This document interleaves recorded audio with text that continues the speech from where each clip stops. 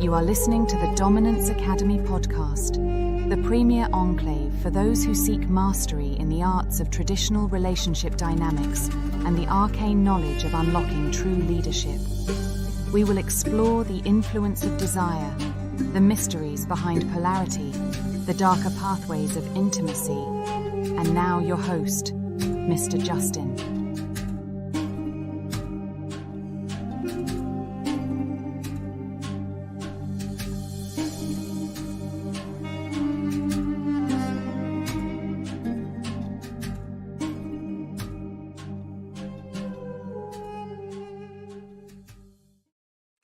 What's happening? Good afternoon. This is the Dominance Academy, and I'm your host, Mr. Justin. And today we're going to be talking about mistakes men make in dealing with women, whether it's dating or relationships.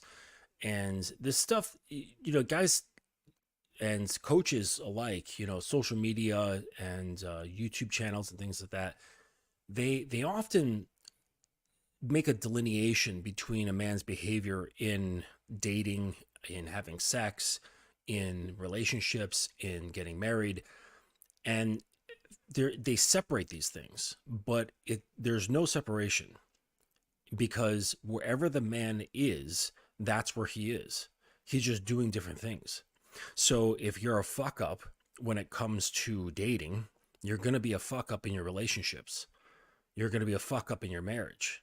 You're going to be a fuck up in the bedroom. Okay. So it doesn't matter what you're doing. Okay. It doesn't matter if you are dating. It doesn't matter if you're just having hookups and one night stands or what have you.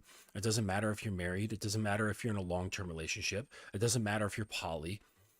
If you are a fuck up, then all of these situations are going to be really, really difficult. And that's really what's important. It comes down to who is involved and what kind of man he is.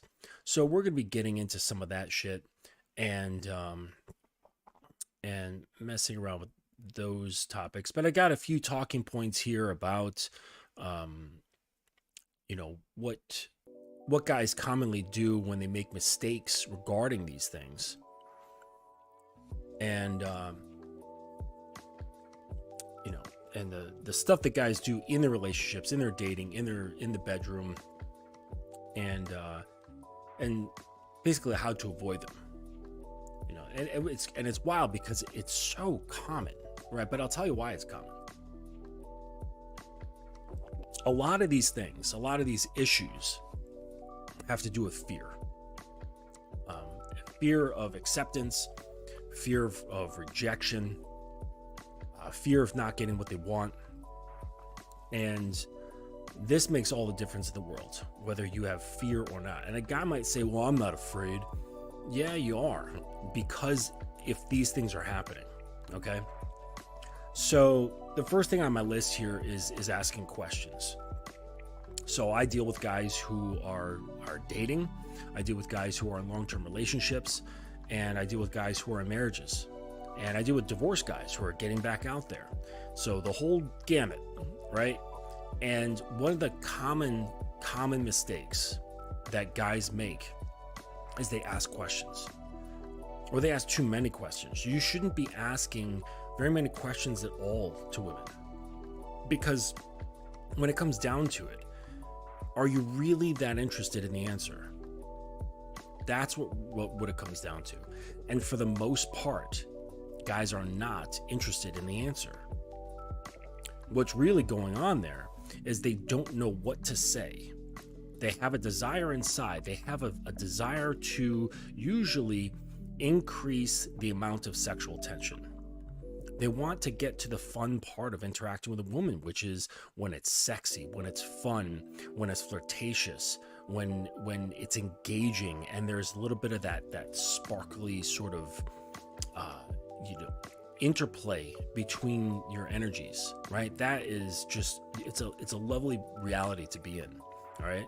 And of course, that's where men want to be, but they don't know how to go from where they are to that point. And so if they don't say anything at all, there's going to be silences. There's going to be dead air, right? Or they're afraid that if they don't speak, that the woman is going to have to speak or whatever, and they don't want to leave things unattended because they're afraid if they don't do something that they're going to be stuck, right? That the forward movement is going to cease. And this is actually quite far from the truth. And so what they do is to fill in with their inadequacies, they fill in with questions, because it's a very easy thing to do. Because what that does is, say, you're having a back and forth in a conversation. She says something, you say something, she says something, you say something. And when you ask a question, what that does is it alleviates the pressure from the man to lead, right? And so what that does, it pulls the energy away from him and puts the onus on her. Sort of. So if you take like a drastic view of what I'm trying to say here, imagine litigation in a courtroom, okay? And you have someone on the stand, right? The lawyer who's asking the person questions, who's on the stand, they're in a position of ease. They're not on trial. They're not on the stand. They're away from the stand or sitting at their desk or whatever, and they're constantly asking questions of the person who's on the stand. And so they're able to just constantly put pressure on that person. In your dating situation, you're not putting pressure on them, but you're just taking away the energy from you and placing it in their lap. And you're constantly doing that. Say, all right, here's another question. Here's another question. Where did you go to school? What was your favorite vacation spot? What do you like to eat? What do you like to do for fun? All of these questions really are incredibly irrelevant to most guys who are asking them. Okay? And because there's really not many important questions that are asked. So really, what's important during an early interaction? Number one, are the two of you sexually interested in one another? Are you sexually attracted? That's one of the most basic things. Are you sexually attracted? The next thing is to see if she's interested in following you, right? Because just because a woman is sexually interested in you doesn't mean she's willing to follow you, all right? So that's another thing. And this you can do through making statements, not by asking questions. Now, you can easily find these things out by making statements, all right? You get up to go use the restroom. Hey, I'm going to go use the restroom. While I'm away, please go to the bar and order me a Negroni. All right, that's my favorite cocktail. So, or please go get me a black and tan. And when you come back from the restroom, if there's a new drink waiting for you, that's an indication that she's willing to follow you, at least to that degree. All right. And you constantly have to be testing this as you move along, right? It's not like you set it and forget it. This is the sort of thing that you have to continually do as you progress throughout the entire interaction with this woman, from the moment you meet all the way to the point where either you die or divorce or go your separate ways or what have you. It's an ongoing thing forever. All right. So yeah, asking questions is ridiculous, right? So you want to have to make sure that there's sexual attraction, if she's willing to follow you. And then really the questions that you should be curious about are things that are not exactly appropriate for a date. They're the things that you might have wonderings about, but you're going to find out in time. Okay. And these things are important to you as an individual. All right. So for example, you want to know, is she able to keep a clean home? Does she keep her kitchen clean and organized? Does she keep her bed made and nicely organized? Is it swept and mopped and vacuumed in her home? Right? Is it pleasant? So that's a question. So you don't want to be sitting there on a date and say, hey, do you keep a clean, organized home that's pleasant and welcoming? Right? That's inappropriate. And it's very closed-ended, right? So a closed-ended question is something that can be answered with a yes or no. All right? Open-ended questions are not. Like, how do you feel about the New York Giants? Right? That's an open-ended question. Okay? So so that's something that you'd be wondering about, right? But it's all individual to the man. right? If you don't give a shit about how she, keeps her bed or her kitchen, then that's not a question you're going to be wondering about. Okay. Another man might be wondering about how she is about family values. Is she interested in homeschooling or public school or private school? Is she interested in having children? Does she have motherly qualities? Okay. And the thing is that if you were to ask these things, the woman could say whatever she's feeling in that moment, because that's what women do. They will say things that just feel good in the moment to say, all right? Or they feel right in the moment to say. But when it comes down to what it actually is something that you're going to find out over time. It's something you're going to discover about her. You'll be able to see what her mothering, caretaking, nurturing qualities are through interaction with her, by actually her asking you questions, right? Even if you're not seeing each other a lot, and she asks you, how are you feeling today? How did you sleep? Did you eat breakfast today? What did you have for lunch? Did you exercise? Did you get out, get some fresh air? Like, is she inquiring about your well-being?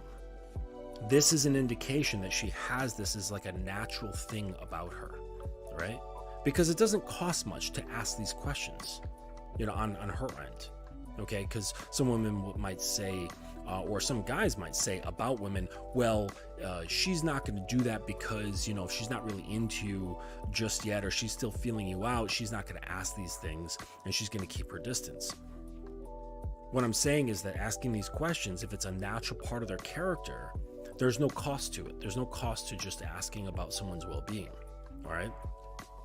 So my point is, the questions that guys are asking, whether they're dating or they're in relationship or they're married or what have you, typically the questions are meaningless. They're meaningless fodder to fill dead space or the fear of dead space, okay?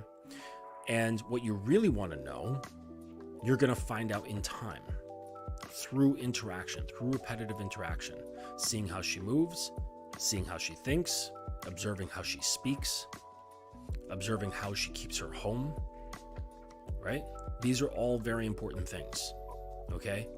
Like for me, if I go over to a girl's place and I see that her bathroom is a mess, and there's like makeup all over the place, there's like makeup stains like in the sink and shit like that, like the peelings from when they're sharpening their eyeliner, crayons or whatever they are.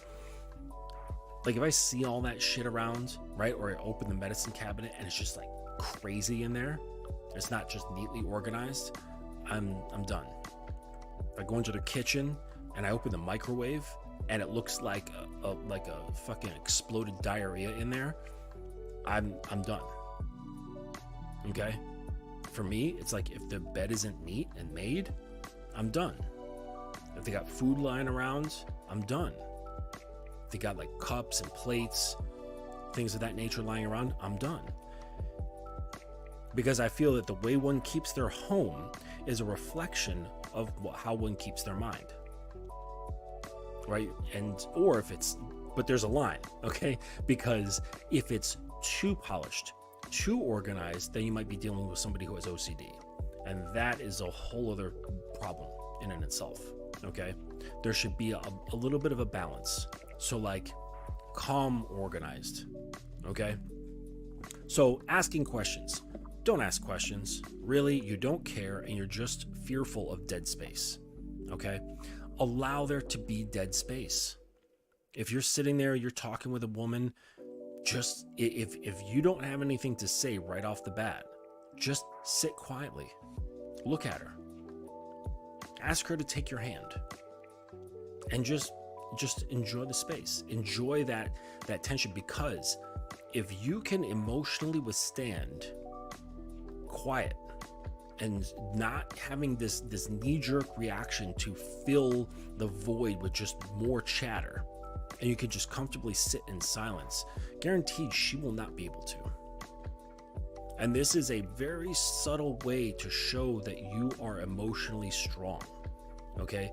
And women do not like men who are not emotionally strong, because the fact of the matter is that they're not. They're very emotional, okay? But usually they're not emotionally resilient, right? And they'll say, well, we pride ourselves on being emotional, and men are so unemotional and they're detached and all this stuff. Yes, because of the yin yang principle. It has to be that way. That's what creates balance, and through balance we have order. Okay? It's a bittersweet thing that women have chaotic emotions that are fluctuating all over the place, right? So there's a plus and a minus to this, and I was mentioning this on Saturday's show with Miles, and Kay Zag and Jay Roman, where it's a benefit and not a benefit when she's being emotionally chaotic, because from that is, well, the obvious chaos, and that's the problem, okay? But also from that is the opportunity to create the emotions within her through your influence. And you can penetrate her emotionally if you know what you're doing, okay? That's a big if, right? So if you have the skill in order to penetrate her emotions and then start wielding them, you cannot do that if she was emotionally resilient. So part of the fact that she's chaotic allows you to do this, much like water, okay? Water can be this raging typhoon. It can be the ocean, where it's just like, it's all over the place. But if you pour the water into a teapot, it becomes the teapot, all right? To quote Bruce Lee, okay? If you sop it up with a rag, now it's become part of the rag. If you pour it into a cup, it becomes the cup. So water can take the shape of many different things, while at the same time, it's a chaotic thing. It doesn't have structure in the way that, say, the cells of a brick have structure, all right? The atoms are moving constantly all over the place, all right? So just keep that in mind, right? So don't get upset that women are unpredictable. They like variety. They're a bit chaotic, and their minds and their emotions are up, down, left, right, in all directions, 360, 3D, okay? Because from that's where when you learn the skills that we teach at the Academy about leading a woman's emotions, that's when you can start bringing her to different realities. And because women experience reality emotionally, you can now start affecting her sense of reality through your emotional influence. Okay? So another issue that guys have in their relationships and in their dating and in their marriages, is getting to know them. All right, they, like a lot of guys, they'll say, well, I'm trying to get to know her, and it links in with the questions. Okay, because to get to know something, you can either do it through observation, or you can try to cut corners and ask questions. All right. So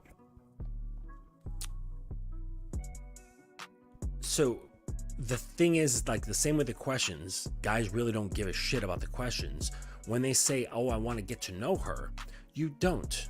Most guys don't. Most guys want to simply have sex. Okay, and that's okay, and in my professional opinion, that's extremely short-sighted. All right, I'm never concerned about getting sex. Now, I can understand from a guy's perspective who doesn't have a lot of sex experience under his belt, or he's very young and he's got raging hormones, or he's been in a dead bedroom for the past 10 years and he just became single again and now he wants to go out. Like, he's fiending for sex, okay? He's thirsty and hungry, all right? And that comes with a lot of problems, because when you're like this, you're now at the mercy of those impulses and those desires. So whatever comes your way now has the ability to pull you if you latch into them. All right, oh my gosh, she's so beautiful, she's so hot, man, I really want to fuck her. All right, how do I learn to like talk to her? I want to like influence her so she wants me, so I can get the sex, and that is extremely short-sighted. It's really, really short-sighted, versus taking a, I guess you want to call it long game or deeper game, where you're going for her mind, you're going for her emotions, you're going for really getting to know her, okay, beyond her attractive appearance, beyond your very short pathway to desiring sex, okay? Because if you capture her mind, if you can wield her emotions, the sex just happens. There's no question about it. And at that point, you are now in the pole position. You now have the advantage. You now can choose whether she has become worthy of you giving her sex. All right? But that's a completely different mindset. This comes from the mindset of someone who values a lot about themselves, values their time, values where they give their energy and to whom and how much. Okay? And perhaps it's because I'm older and I'm viewing things from a perspective of return on investment in terms of my time and my energy. I think it's important for young men and for all men to learn to think this way. Okay? And it's not necessarily saying, well, what's in it for me, but just to look at it in terms of cost. Look at it in terms of cost, in terms of your time and energy. All right. And then looking at the receiver and determining based on what you find important as a man, what you stand on, are they worthy of the experience of you? And it's for some guys, for some woke dudes, they're going to say, well, that sounds like a completely arrogant thing to do. That's, that's misogynistic or that's deluded. Listen, I'd rather be deluded. I'd rather be deluded in my own happy fantasy of myself and what reality is than succumb to not having that, which means that your mind is subject to everything else around you. Okay? This is the difference between creating a reality and then letting your reality created for you. Okay? So either you're on your own game or you're playing somebody else's. So it behooves you to start controlling your own game. All right? Start creating your own rules. Start creating your own structure, right? And all the little things that are going on in it. All right? But, it's like, I think guys really need to get honest with their desire to get to know women, because for the most part, they're full of shit. They really, really don't care. Like, you don't care. You know you don't care. And you're lying to her. You're lying to yourself, because some of these guys will take it far enough where they will lie to themselves that they actually care to know who she is. Like I said, if you spend a little bit of time, all the important questions that you have about her values, about her perspectives, what she finds important, if they line up with what you value, okay, you will be able to determine this over time and observing. Just asking her is worthless because she can say anything, okay? And it doesn't matter what she says, right? It's a matter of what she does, which you need time to see, right? You need some consistency. You need to see a section of time long enough to observe consistency, okay? So it's like you go fishing in this one lake you've never been to before, and you spend 10 minutes there, and you don't catch anything. You'll be like, oh, well, this lake has no fish. That's not possible, okay? It has a whole ecosystem there.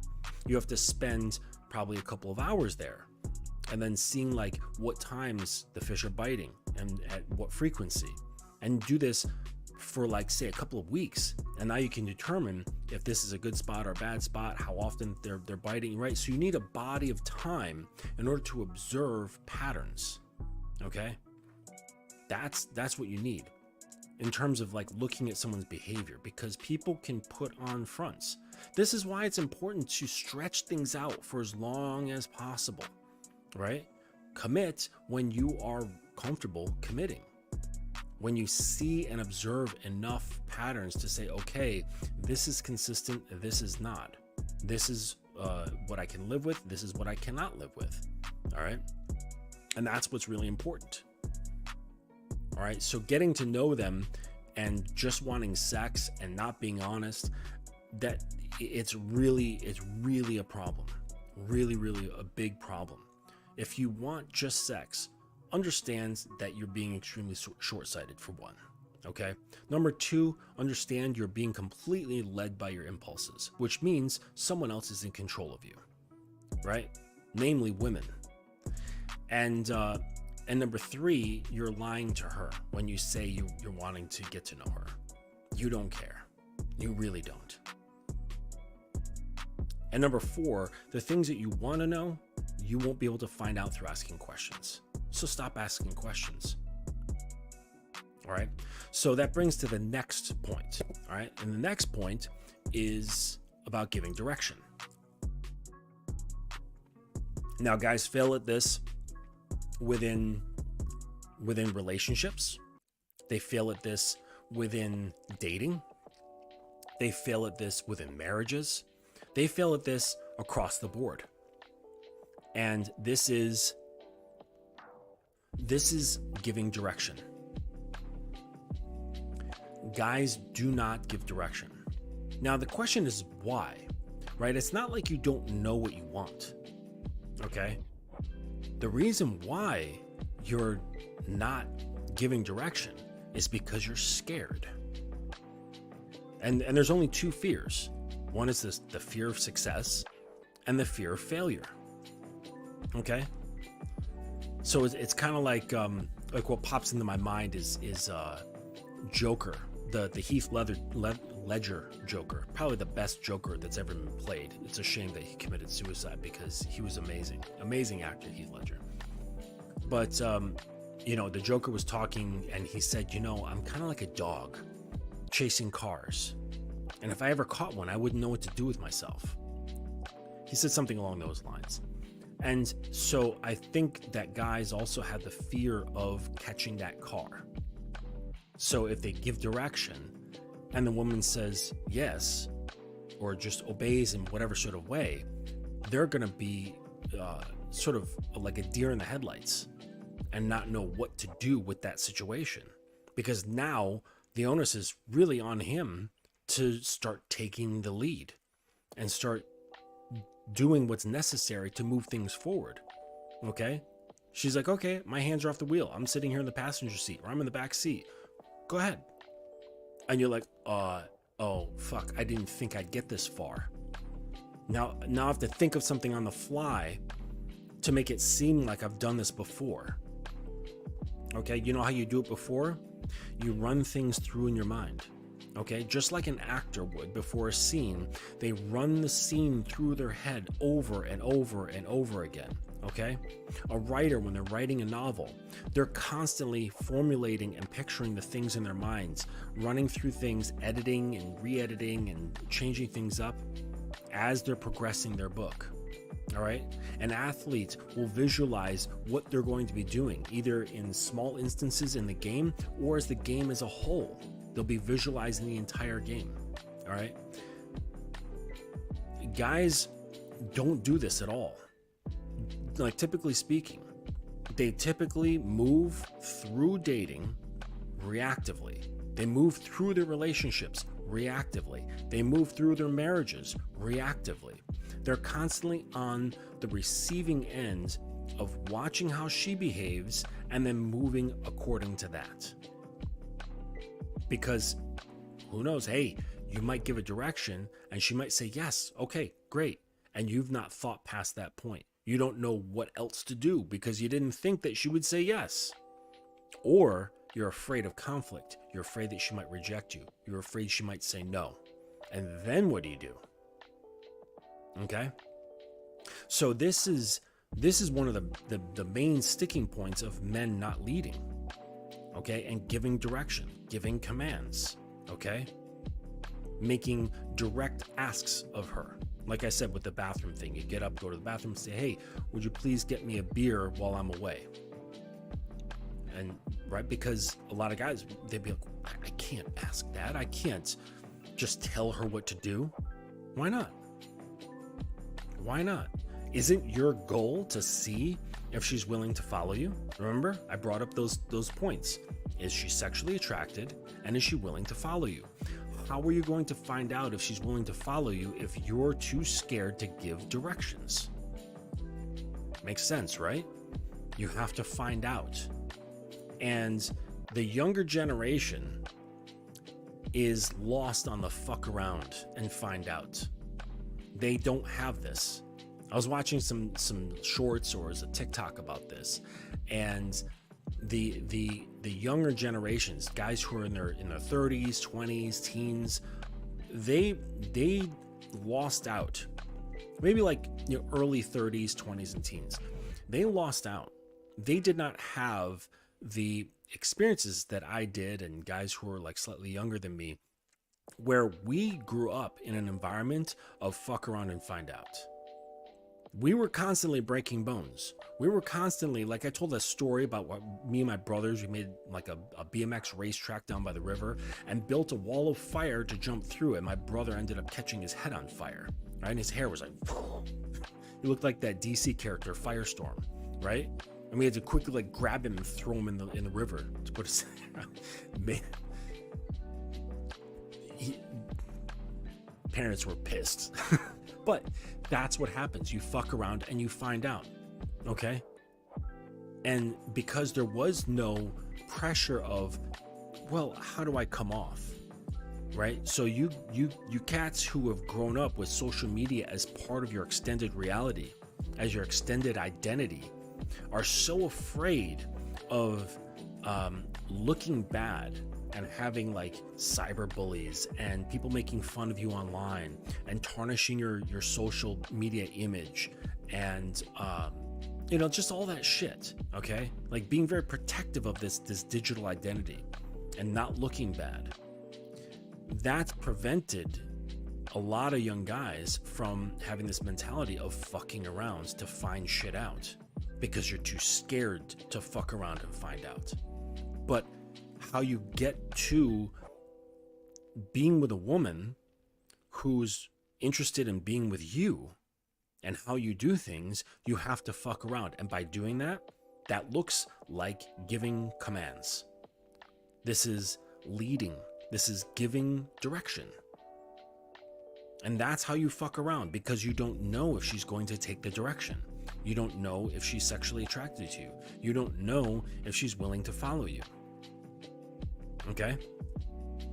And this is how you find out. You have to fuck around in this way, which is linked to you knowing what you want. If you don't know what you want, how can you give directions? If you don't know what kind of drink you want in that instance, in that situation that I mentioned, you're like, oh geez, do I want a beer? Do I want a black and tan? Do I want a glass of wine? Do I want a cocktail? Or do I want something straight? Do I want it with rocks or no ice? What do I want? Geez, I don't know what I'm feeling. I don't know. How can you then give her any sort of direction on what to do while you're in the restroom? It makes sense, right? So you know what you want. You're like, okay, so I want a glass of Knob Creek whiskey on the rocks. So you get up. Baby, I'm going to use the restroom. Would you please order me a Knob Creek on the rocks for when I come back? And it's that simple. And if there's any sort of pushback, then you know. Or if you come back and there's nothing there, then either you didn't give clear instructions or she didn't want to follow you. All right. So it's very important, and you'll learn better leadership through fucking around and finding out, because you're not going to lead and give directions perfectly right off the jump. You're going to have to be okay with failing. You're going to have to be okay with giving shitty instructions. And then you're going to learn how, through trial and error, okay, more trials and more errors, how to lead, how to give instruction. And then you'll understand the types of, like, how to formulate a sentence so that there's as little wiggle room as possible for misinterpretation. Because you might say something and you think that it's as clear as a bell, that how could they possibly misinterpret this? And then you see them misinterpret it, and then you think to yourself, oh shit, I didn't even consider that. I didn't consider how they could have seen what I was asking of them or what I told them to do. So through trial and error, you find out what's the best, clearest, most concise way to communicate your commands. And you have to be okay with them saying no. You have to. But if you're not emotionally resilient, that's going to bother you a whole lot even before you start. So if you're scared, this isn't going to work for you. You're not ready. You will not have the capacity to lead. You don't have the capacity to date. You don't have the capacity to be in a relationship, and you don't have the capacity to be in a marriage, because you have to be on this all the time. I don't care if you're just dating. You have to be on this all the time. And especially if you're in a relationship and you're married. Because this person, if you led them up to this point, is counting on you to continue doing so forever. And if that sounds daunting to you, this isn't your game. You're just not cut out to lead, which is totally fine. Okay? If this isn't for you, that's okay. Not every man is cut out for it. Not every man has that desire. All right? And that's totally fine. But the problem is that now the yin yang principle says that you now need to have a leader type woman, a type A sort of woman. All right. Where if you're type B, if you have a type B personality, then what fits is a type A personality. And unfortunately, she has to also understand that while she might desire that really strong, dominant leadership type, masculine type A man, he's probably not going to be all that interested in her type A leadership, dominant type of woman. Okay. He is going to be attracted to the yin yang principle. God damn, what is with my video freezing all the time? Maybe...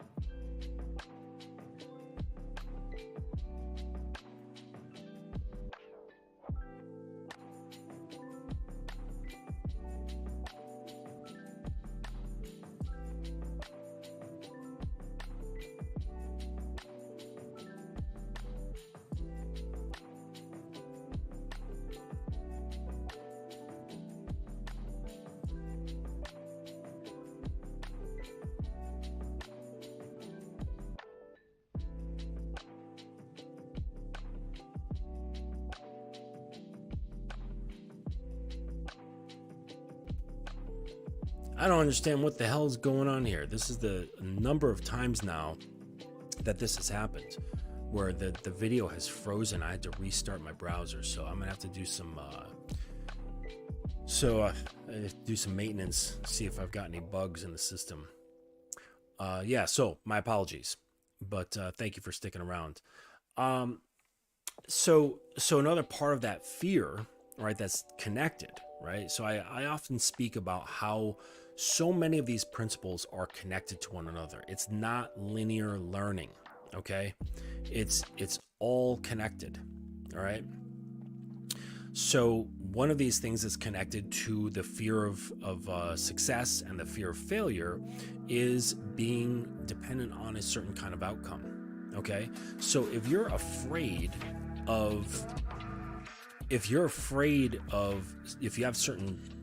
just certain fears of what may happen. See, I'm only on 720p. I'm not even on the 1080p. That's weird. I'll just drop down to standard and see how that goes. All right, so that's 480. Okay, so if you're concerned about, what may come of this, then that's going to stop you up. That's going to severely handicap you moving forward, okay? Because you're fixated on some sort of end result, And fixation prevents things from expanding. All right. You cannot bring things toward the direction as things happen, because you don't have complete control over reality. You know what I'm saying? You're not Thanos with the Infinity Gauntlet, and you can just alter reality however you want it to happen. You have limited abilities when it comes to this, all right? But you don't have control over everything. So that said, part of you has to be somewhat flexible. You have to be kind of on your toes.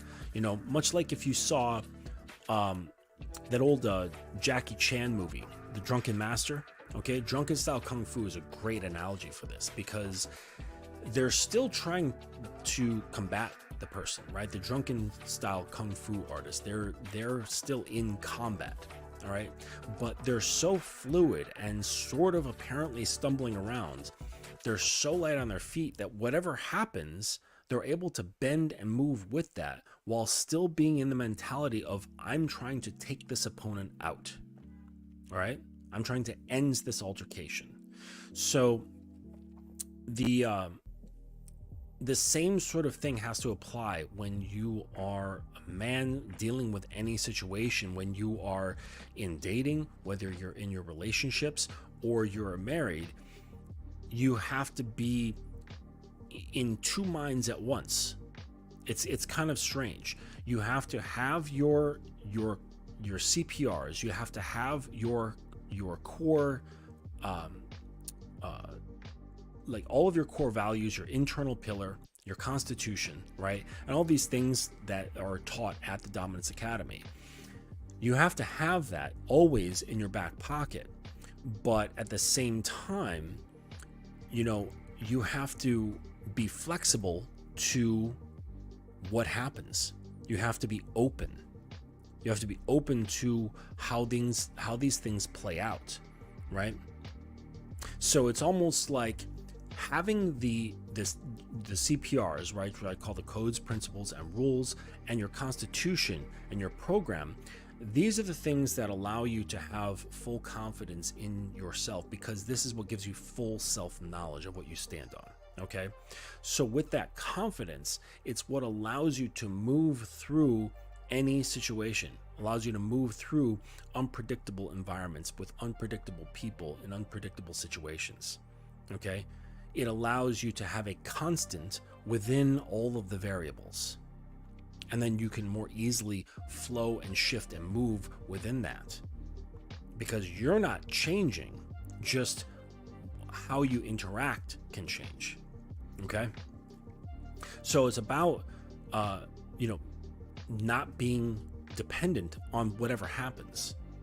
This is what's really important, and it's connected to your fear of giving direction, your fear of rejection, your fear of not knowing what's going to happen.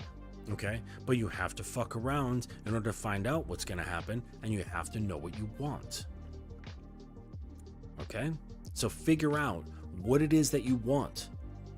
Then you can give direction and let go of what may happen. Just accept whatever will happen will happen. Okay? But stand on the fact that you're honest with yourself, you're honest with the woman, and you have no fear of whether she likes it or doesn't like it. Even in your relationship, even in your marriage, you stand on what you stand on. And if it means having to cut her off or punish her or give some distance of whatever that may be, then you do it. Because that shows you have emotional resilience. And whether she might not be happy with what you do, and that's okay. She's entitled to her emotions. It will show her that you are stronger than she is. Okay? You know, I recently had an interaction with my girlfriend that did not go well. All right?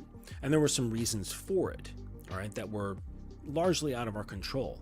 But the way she handled herself was completely inappropriate. Okay?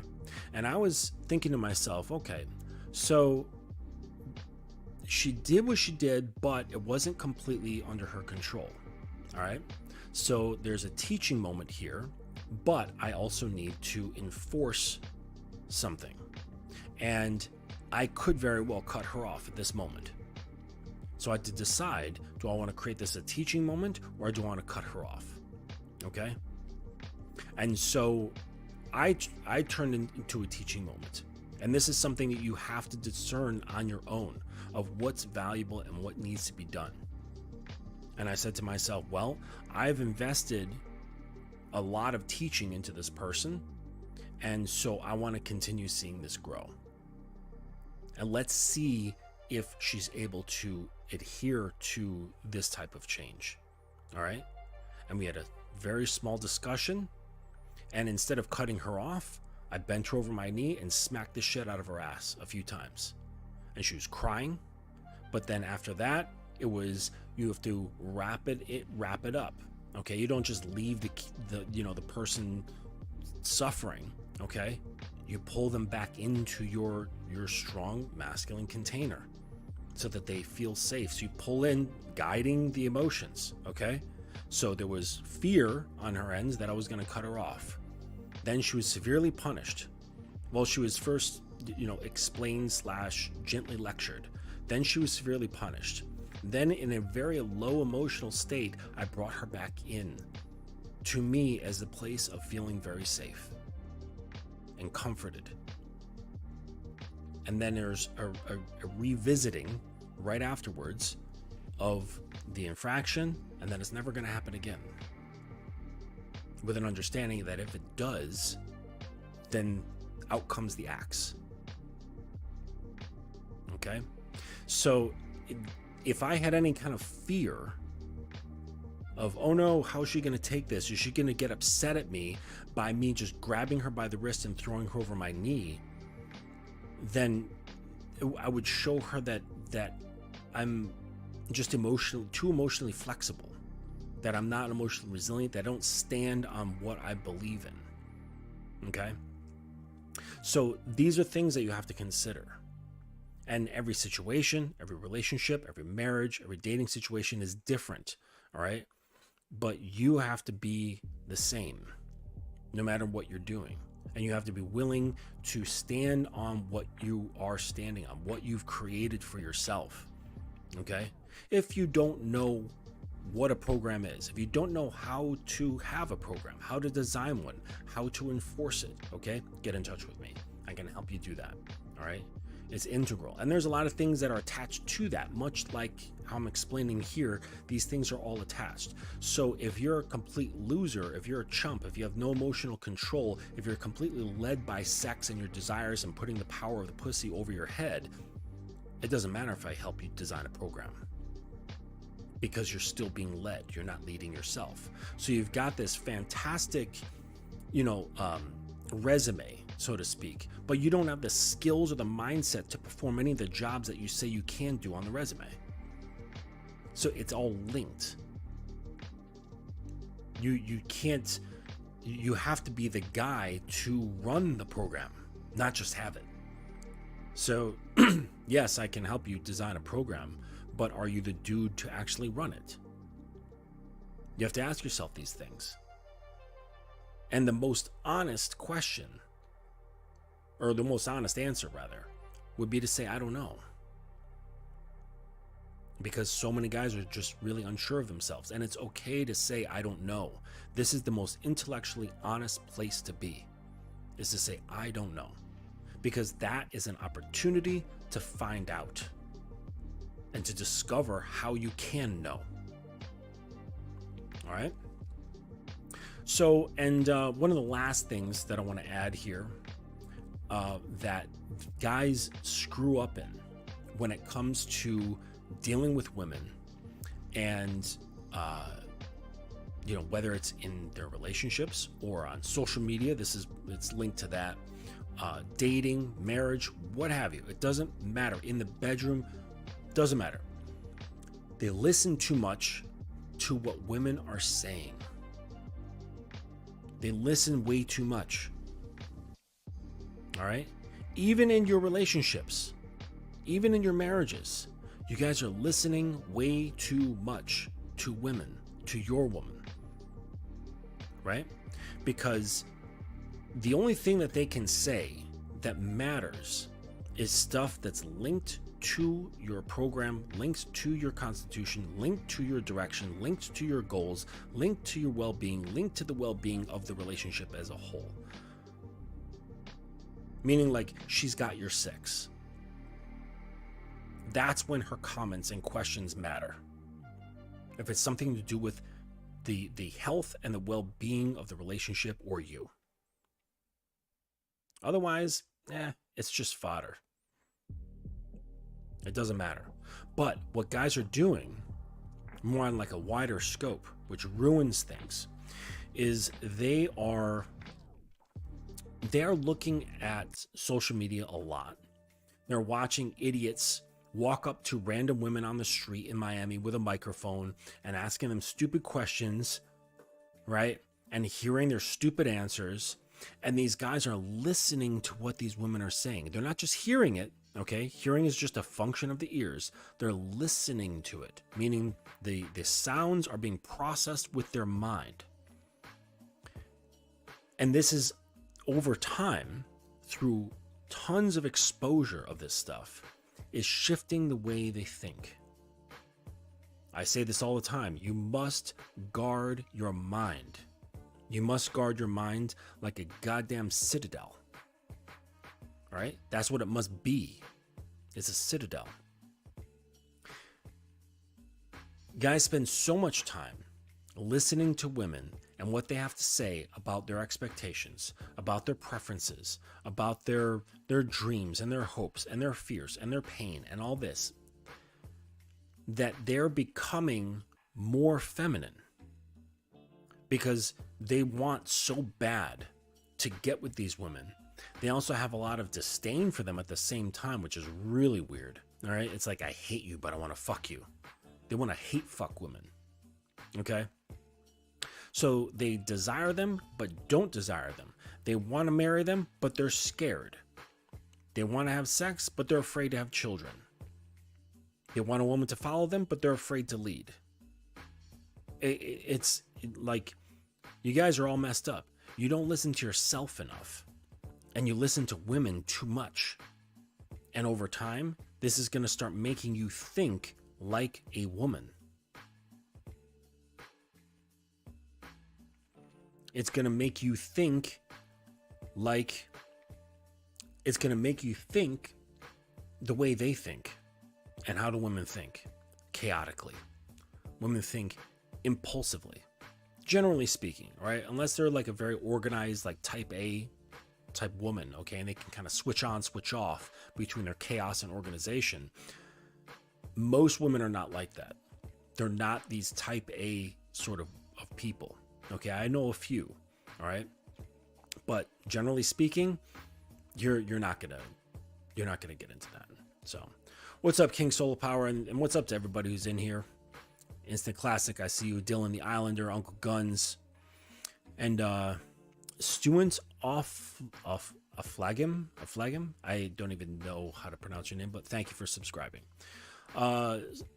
King Solar Power's got a question here. I've read The Heart of Dominance. Yeah, it's a fantastic book. Have you read or know about the book Consensual Sadomasochism? No, I don't. I would do, like, whenever. So here's a little tip on books around BDSM. First of all, I want to say that The Heart of Dominance is probably one of the best books I've read about dominance. The author is fantastic. He's very atypical, right? He goes a little bit deeper than looking at the do. He focuses a little bit more on the I am, right? And this is really important. It links to all the stuff that we're talking about. It has to do with who you are, not exactly what you're doing. Everyone can learn the things to do.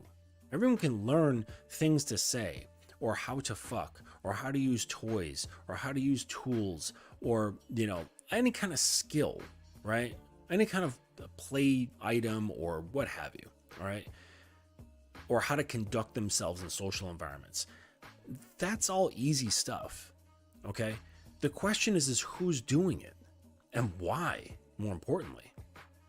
And that gives you indication about the who. This is what's integral into being a leader. This is what's integral to being a man. This is what's integral to influencing your woman and your family. This is all what's very, very important. It cannot be overlooked. You cannot have it without a solid sense of self. And it's not just something that stands in the position of belief. You actually have to be able to. You don't have to do it, but you have to be able to break it down on a sheet of paper or in a Google Doc or, an Excel spreadsheet. You have to be able to lay it out, whatever that is. And if you can't do that, then you just have a fantasy that you know who you are. You should be able to at least put it out there in at least a simple format of who you are.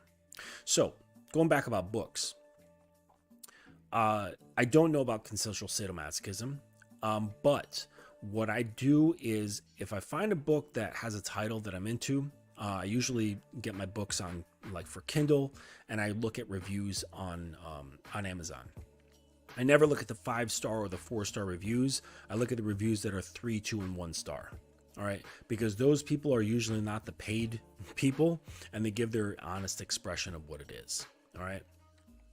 Next, I also do research into the author and see where they are. I try to see if they're on FetLife.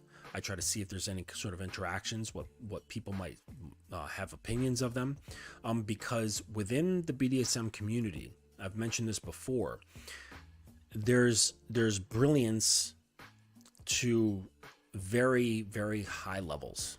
Okay, there's some really, really intelligent people in the BDSM community.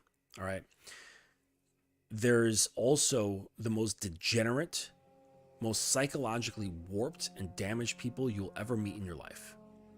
So you have these two extremes of these really healthy, really well-educated, super smart, super high IQ people. And then you have the other end of very low IQ, very damaged, very scary, very messed up individuals. Okay? And both have the ability to write books and put them on Amazon. Okay? So you've got a wide range of people. You've got people who are just like, you know what, I want to make some money, so I'm going to throw together this book and call it, this is a book about sadomasochism, and all it is just talking about delivering pain.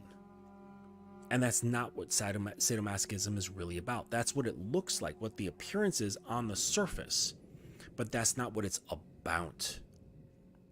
All of BDSM isn't about what you see. It's actually about what you don't see. Sex isn't about what you see. It isn't about what you feel. It's what you don't see. Relationships isn't about what you see and what you do. It's about what you don't see. It's all of the intangibles. It's between the lines. And this is the most important stuff and where you know how to influence things. As a man, you learn how to influence things between the lines, the real meaning of things, what really motivates people. Okay?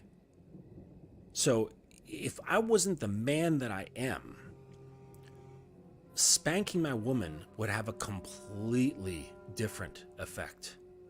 She would laugh it off.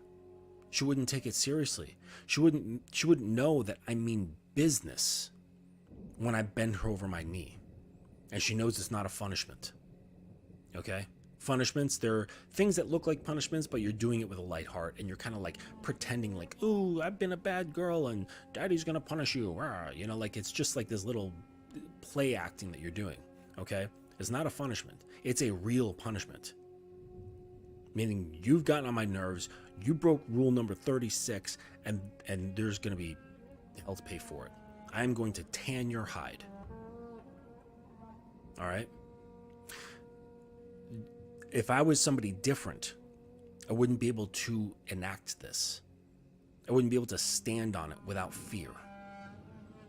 And this is what matters. It's who. It doesn't matter the what. So at the Academy, we spend a fuck ton of time developing the who, because that's what ultimately matters. Then when we get to the fun stuff, we get to learn about creative writing, we learn about sexual communication, we learn about influencing her mind, we learn about influencing her emotions, we learn about anchors and triggering, we learn about how to elicit arousal just with certain words that have been planted in her mind, certain behaviors or actions. So there's a lot of stuff. The BDSM stuff, creating scenes, creating rules. I'm going to be, oh, by the way, this Thursday, I'm going to be doing a show with Lucario. I believe it was 1 p.m. Eastern. And we're going to be talking about how to formulate rules and how to enforce rules within relationships. So be on the lookout for that. But like all that cool, like constructive, creative stuff is super easy. Really, it comes down, and then the only challenge is like, well, shit, like what do I want to do, right? It's almost like if you go to an atelier, right, and you study under a painting master, and you learn all the fundamentals of how to actually be a fantastic painter, right? And this takes years of practice. Then you're standing there after your training is done and you're looking at this blank canvas. Now the challenge is like, well, fuck, what do I want to paint? I can do anything because I'm so solid in who I am as a painter, as this creator, that now I just have to decide, do I want to do a still life? Well, what kind of still life? What's the lighting going to be like? Do I want it to be like flowers or fruit or, some sort of antique object? Do I want to go out into nature? Do I want to bring my stuff outside and do, a painting of an environment? Do I want to do a portrait? Who's going to be my portrait, right? Do I want them to be naked? Do I want them to be wearing a costume? Right? So it becomes this whole other challenge, but it's an enjoyable challenge. That's when it becomes fun, right? And this is with any creative process. You learn an instrument and you get good at the fundamentals and you're very, very comfortable. Now you're like, well, shit, what song do I want to write? What song do I want to play? And there's limitless variables. So then now you're at the task of finding out what your voice is. That's what your task is. But you can't have a voice until you establish the you part of that statement, the your voice. But too many guys are figured out, are focused on the voice part of the expression part before the you part. So now it's all fake. It's not effortless. They're constantly trying and trying and trying. It's a daunting effect. When the you is established, the voice part is effortless. Then it just becomes a matter of choice. And it's like I said, it's an enjoyable challenge to have at your feet. And you don't even have to do anything at all. Just the you is enough. Which is why I give people who come into the Academy the option of whether they want to even incorporate BDSM into their lifestyles. They don't have to. It's not a requisite for being a student at the Academy. You don't have to. And not everyone does. They're just not into it. But it's not necessary. It's just a fun form of expression. That's it. And it can become a lifestyle if you wish. Okay? But as far as like doing your own research and understanding BDSM, just research the authors, research who's doing them, and find out about them, because they might, have like a really terrible reputation in the community. And as far as like BDSM is concerned, it's quite large globally, but the people who stand out in it are pretty well known. Okay. You can look up this one guy. He's got a website with a lot of great information. His name is Master Arcane. And I think it's something, what is it? The Crow Academy. I think it's the Crow Academy. Yes, crowacademy.com. I'll put this in the chat. And this guy has been in the BDSM scene for a very long time. I had a chat with him, and he is absolutely brilliant. He's an incredibly smart guy, and just on like so many different areas of life. And he's going to be coming on to my show sometime this month. I was going through a move and a bunch of stuff happening. So now that I'm settled, we're going to work out a schedule, and he's going to come on with his girlfriend, who is a 24/7 slave. So he's a 24/7 master, she's a 24/7 slave, and they have a 24/7 power dynamic relationship, and they live together. So I wanted to kind of get them on so we could talk about what their day-to-day life is like, and where BDSM shows up and where it doesn't, and the subtleties, because he'll say it's always there even if you don't see it, which is true. But I want him to be able to explain that in real world terms, and have her explain what it's like being a 24/7 slave. Because I know a lot of people, they'll have a lot of preconceived notions of what that might be for her as well as him. So I'm going to have them on, and we're going to talk about what that sort of life is like and what it looks like for them. Because it's not like she just sits in a cage under the bed all day long and he like feeds her through, like a little tray. It's not like that, right? They have their regular lives. They watch popcorn, watch movies and eat popcorn, and, go do fun stuff or whatever. But it's all the internal frameworks that are happening between them. And unless you're very perceptive, you won't be able to see it, right? So if you're in the know, you'll be able to pick up on little things. And I've seen this out in public. So I know that people have power dynamic relationships that are like clearly defined. And I've been out with my girl and we've seen couples and we're like, I bet they have something going on. I bet they have a power dynamic going on. So just by like little gestures, little things, you see how they're interacting with one another, and you can certainly get a feel for it.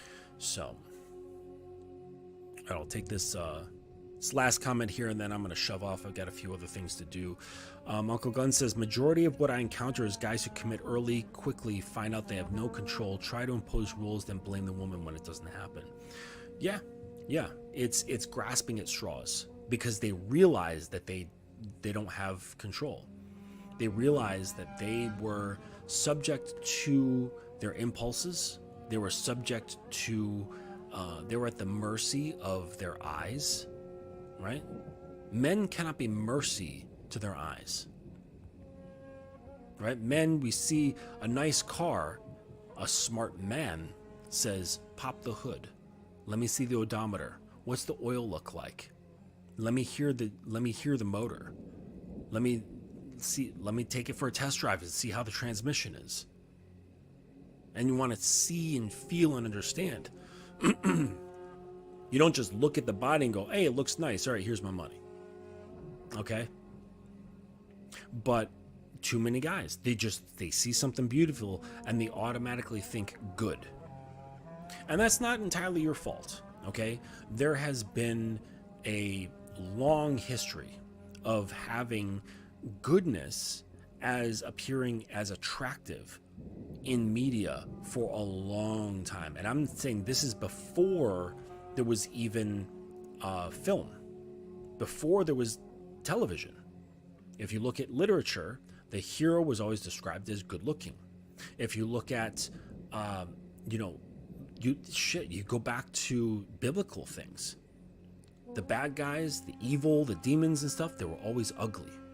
Except I think certain descriptions of the devil in some literature, maybe not the Bible itself, but where he's appearing as extremely handsome. But that's probably because he was originally an angel. But anyways, so, but my point is that bad has always been seen as ugly and good has always been seen as handsome or attractive, all right? And this has been with us forever. slowly just being dug deeper and deeper and deeper and deeper. So you see this pretty girl and you say, oh, she's not dressed like a whore. She must be good.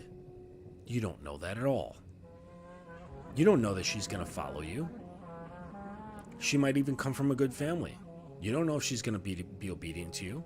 You don't know if she's going to find you sexually appealing. You don't know if she's going to be willing to follow your instructions.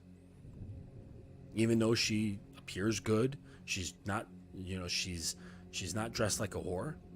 She's like, comes from a decent family. She's well put together. She doesn't talk like a sailor. So, but that doesn't mean anything.